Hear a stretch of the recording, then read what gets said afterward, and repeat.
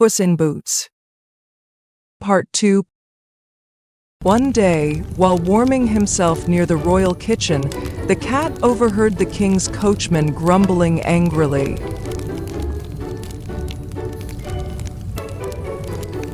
This is so annoying! I wanted to go to the tavern and play cards, but instead I have to drive the king and the princess to the lake for a stroll. I wish they'd just stay home. The cat immediately devised a perfect plan. It hurried back home, explained the situation, and gave instructions to its master. Master, if you truly wish to become a count and live in wealth, come with me to the lake and jump into the water. Trust me, everything will work out perfectly.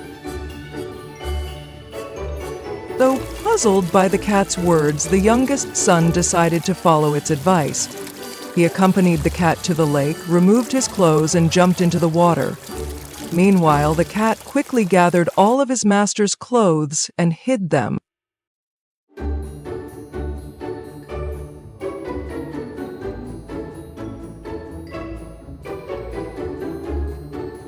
As the royal carriage approached, the cat darted out of the bushes, crying out in distress with a voice full of urgency. Oh no, your majesty, my master the count was bathing in the lake when a thief stole all of his clothes. He cannot come out of the water. If he stays in too long, he will catch a terrible cold. This is terrible. Hurry back to the palace and fetch one of my finest outfits immediately. Soon, a servant arrived with a set of luxurious royal clothes. The youngest son put them on, looking every bit like a true nobleman.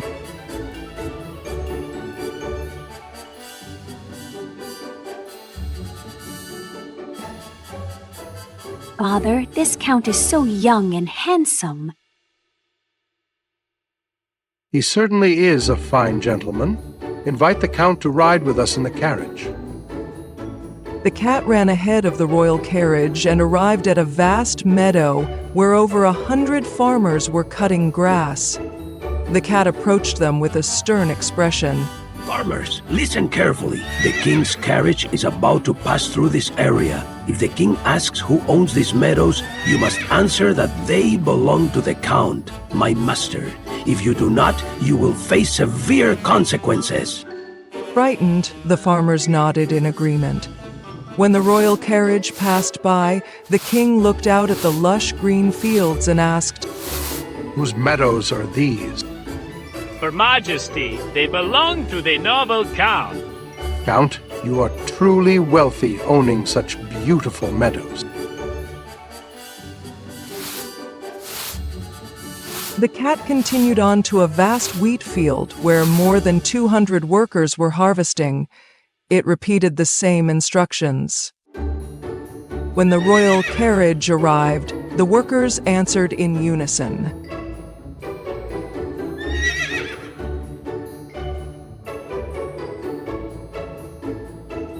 Whose wheat fields are these?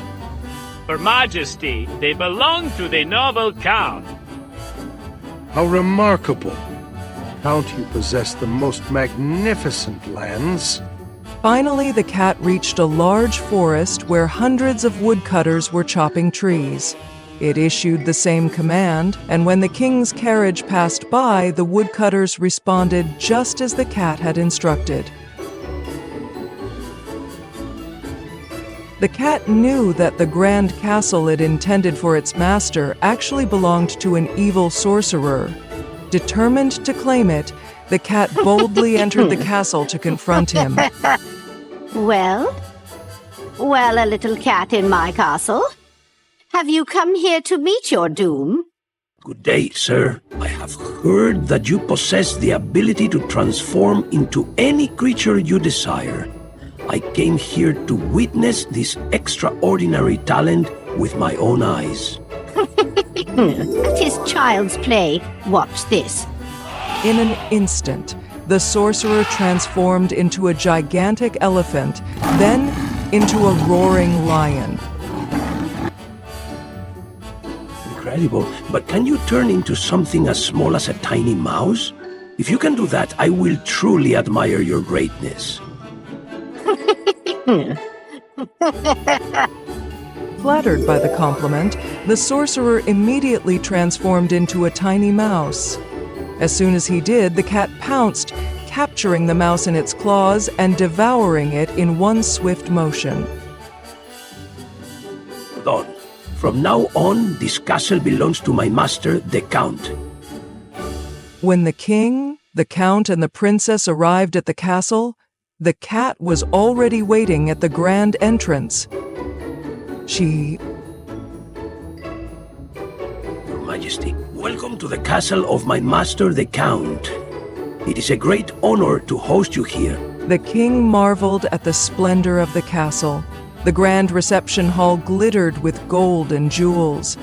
The princess looked at the youngest son with growing admiration. Count, I am delighted to have met you.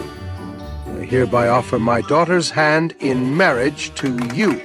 Not long after, the count married the princess in a lavish ceremony. When the old king passed away, the count inherited the throne.